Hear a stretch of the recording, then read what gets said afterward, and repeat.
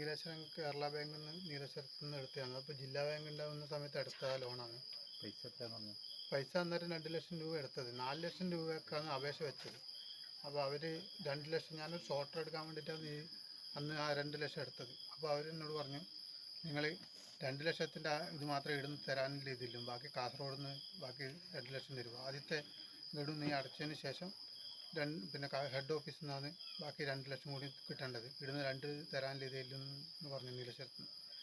അപ്പോൾ നമ്മൾ ആദ്യം ഈ 2 ലക്ഷം മേടിച്ചിട്ട് ഞാൻ ആ ഷോർട്ടർ എടുക്കുന്നവർക്ക് കൊടുക്കുകയും ചെയ്തു.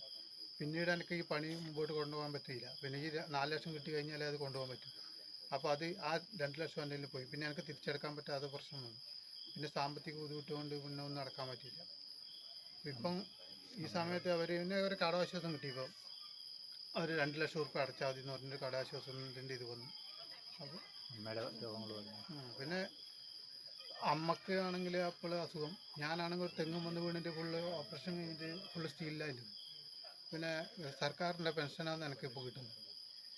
ഇന്നെന്താണ് സംഭവിച്ചത്? ഇന്നെന്താ സംഭവിച്ചത്? ഇവിടെ ഇന്ന് സംഭവിച്ചാൽ ഞാനും അമ്മേനും കൊണ്ട് ആശുപത്രിയിൽ പോയിട്ട് വരുമ്പോഴത്തേനും അവരോട് ഞാൻ പറഞ്ഞു, 2 ദിവസം നിങ്ങൾ സമയം എന്താ? അതൊന്നും പറ്റില്ല, ഇനി നിങ്ങൾക്ക് സമയമില്ല. പിന്നെ ഞാൻ കമ്മീഷനാണ് വന്നിട്ടുള്ളത്, പിന്നെ കോടതിയിൽ നിന്ന് വന്നതാണ്. അപ്പോൾ എന്തായാലും നമുക്കിത് പൂട്ടിയിട്ട് പോയേ പറ്റൂ പറഞ്ഞു. അപ്പോൾ അവരങ്ങനെ നമ്മൾ ആശുപത്രിയിൽ വരുന്നതിന് മുമ്പേ അവർ പൂട്ടിയിട്ട് പോയിരുന്നു. നമുക്ക് കണ്ണിന് ഓപ്പറേഷന് വേണ്ടിയിട്ട് പോയതാണ്. ഇപ്പോൾ സാധനങ്ങളെല്ലാം നമ്മൾ പുറത്തെടുത്തിട്ടല്ലേ. ഇപ്പോൾ ഞങ്ങൾക്ക് 2 പെൺകുഞ്ഞാണുള്ളത്. അവളാണ്, ഒരാൾ സ്കൂളിൽ 1ാം ക്ലാസ് പഠിക്കുന്നത്, മറ്റേ ചെറിയ അംഗൻവാടി പഠിക്കുന്ന ഒരു കൊച്ചാണെന്നില്ല. അപ്പം നമുക്കിപ്പം താമസിക്കാനുള്ള സൗകര്യം വേറെ ഒരു വീടും സ്ഥലമൊന്നും ഇല്ല.